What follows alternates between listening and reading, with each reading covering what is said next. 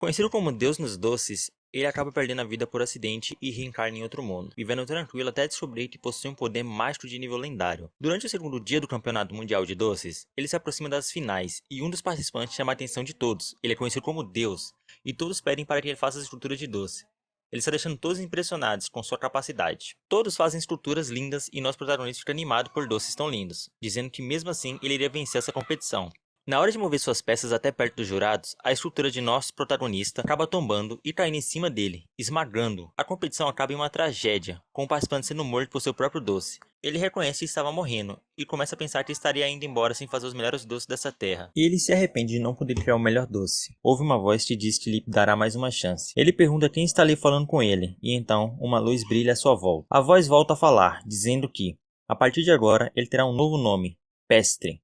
Ele é mostrado em sua nova forma, em um novo mundo onde mora no feudo de Morden. Seu pai, Cassaroli, se tornou o senhor dessa terra. Era uma terra árida, imprópria para o plantio. Mas com a ajuda dos moradores, esforçando-se por 20 anos, eles conseguiram torná-la frutífera. Por conta desses esforços, cresceram e se tornaram um feudo de 3 vilarejos com 40 pessoas em cada um, capazes de produzir trigo e cevada. Em um treino com seu pai, Pestre, no auge de suas habilidades com a espada, lembra-se que reencarnou como filho do Lorde desse feudo.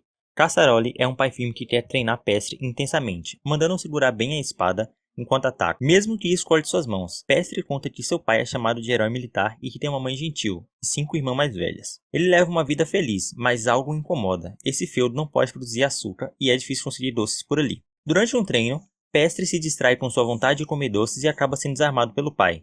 Nesse momento, um dos oficiais de seu pai aparece trazendo notícias. O treino matinal é interrompido e Cassaroli pede para ouvir a boa notícia primeiro. O oficial conta que a safra desse ano será boa e farta, seguindo o conselho de Pestre para polvilhar pó no solo para melhorar a plantação. Seu pai fica feliz por ter seguido esse conselho. Pestre continua falando que estarão limitados a pratos simples, mas que só caramelizada é um prato clássico que poderia aproveitar. Seu pai estranha que ele conhece esses pratos e métodos de preparo e pergunta como sabe sobre isso.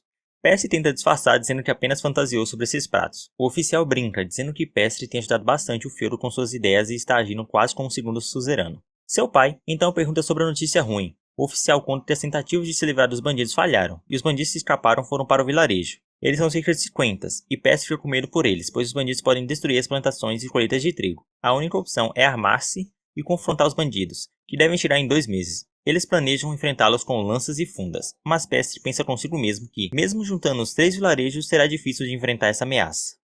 Eles teriam apenas 30 homens, isso não seria o bastante nem para atrasar os bandidos. Eles não conseguiriam vencer uma batalha verdadeira. Pensam em se esconder em um dos rios da região, enquanto Cassaroli pede ajuda à Condessa de Redes. Porém, isso acarretaria outro problema, afetaria a reputação da Condessa, que seria considerada incapaz se eles conseguissem lidar com os bandidos que ela não conseguiu. Das opções, eles falhariam e seriam roubados. Conseguir lidar com os bandidos dependeria dos reforços da Condessa, o que está fora de cogitação. Pestre pensa em que será uma batalha difícil, mas pelos seus grãos e principalmente pelo trigo, ele faria tudo. Vendo que seu jovem mestre demonstra sentir o peso de liderar um feudo, o oficial do seu pai ficou orgulhoso. Pestre está determinado a proteger sua capacidade de fazer doces. Enquanto eles conversam, o oficial faz um pedido ousado para seu líder, confiar em Pestre como uma arma secreta contra os bandidos. Seu pai fica surpreso, mas entende que ele está falando sobre a magia de Pestre, então decide levá-lo para passar pela cerimônia de santificação.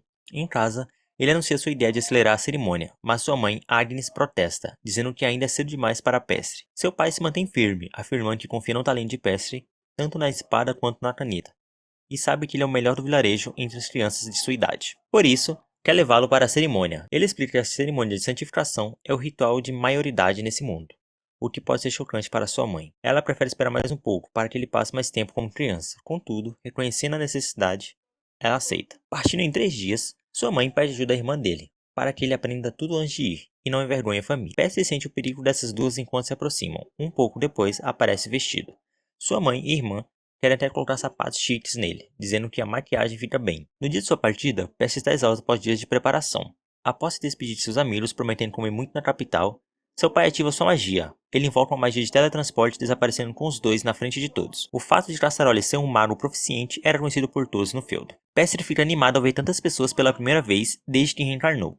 Ele não tinha acesso a tanta variedade de frutas e doces, vendo até açúcar mascavo na feira. O feudo onde nasceu é pobre em doces, e agora ele se sente no paraíso. Ele já pensa em comprar açúcar e começar a produzir doces como bolo de açúcar mascavo, bolo de chocolate e pudim. Seu pai diz a ele que, se passar pela cerimônia de maioridade, poderá escolher qualquer coisa na feira como presente.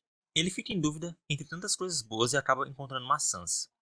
Seu pai diz que aquilo se chama broncas, e espera que nascem ao sul, sendo meio azedas. Pestre reconhece que essas maçãs são boas para a culinária, e pensa em fazer pratos com elas, talvez até plantá-las em sua terra.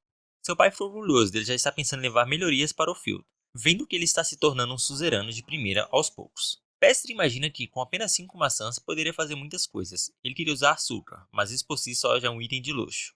Então, ele pensa em criar abelhas em sua terra para poder caramelizar as maçãs, criando tortas, bolos e doces. Seu pai vê que ele tem talento e pensa que, se ele continuar assim, herdará o feudo, criando um exército forte e uma fortaleza impenetrável. Mas seu filho está com um pensamento totalmente diferente. Ele quer criar uma terra doce e feliz, fazendo o que ama. Eles vão à igreja para falar com o padre, conhecido do seu pai. O padre os sauda, dizendo que não os via desde a cerimônia da irmã de Pestre. Seu pai conta sobre a aventura que teve no inverno e como conseguiu salvar seu povo com a ajuda de seu filho.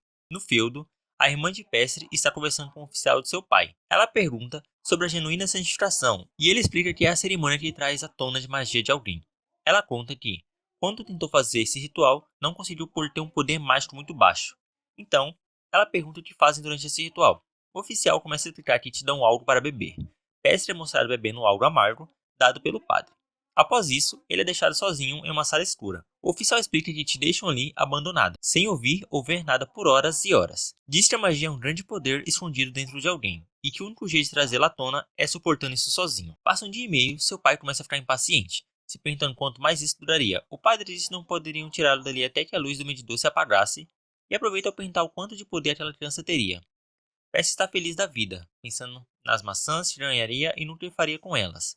Ele acha uma porta de luz em sua ilusão, e ao entrar nela, vê diversos pontos brancos entrando em seu corpo, percebendo que aquilo era magia. Seu pai o chama e ele acorda. Pesce se saiu bem, ficando 2 dias inteiros ali dentro. Ele diz que teve diversos sonhos, mas não consegue se lembrar. Depois disso, eles vão concluir o processo. O padre disse que, se ele teve sucesso em conseguir seu poder, a escritura que ele iria ler teria algum significado. O padre começa a ler. Por mais vasto que seja este mundo e abundante em formas de vida, todos recebem igualmente as bênçãos divinas. Assim, seu povo recebe as graças imensuráveis de nosso Deus Santíssimo. Você, que se chama Pestre, receberá agora as bênçãos divinas. Enquanto ouve essas palavras, Pestre se vê em um corredor e começa a pensar em tudo que pode fazer. Ele percebe que a própria estrutura mágica é de magia, recebendo mais uma vez aquele poder mágico em seu corpo. Na realidade, ele está brilhante, diante de seu pai e do padre. O padre diz que talvez ele tenha conseguido um poder quase único nos dias atuais. Eles se despedem, fazendo uma generosa doação à igreja. Pesce já tem dificuldade em escolher uma maçã, mas acaba ganhando algumas de brinde do dono da venda. Voltando à igreja, o padre, que parecia uma boa pessoa, começa a falar mal da doação de Cassaroli. Ele diz que é apenas moeda de prata, típico de um nobre caipira que ganhou seu título no campo de batalha, e comenta que isso não compra excelência. Enquanto ele arma esse plano podre, Pestre e seu pai se deliciam com as maçãs, pensando em não contar para as meninas. Pessoal, então esse é o resumo do primeiro episódio. Caso tenham gostado, dá aquele like, compartilha, se inscreve e até o próximo vídeo.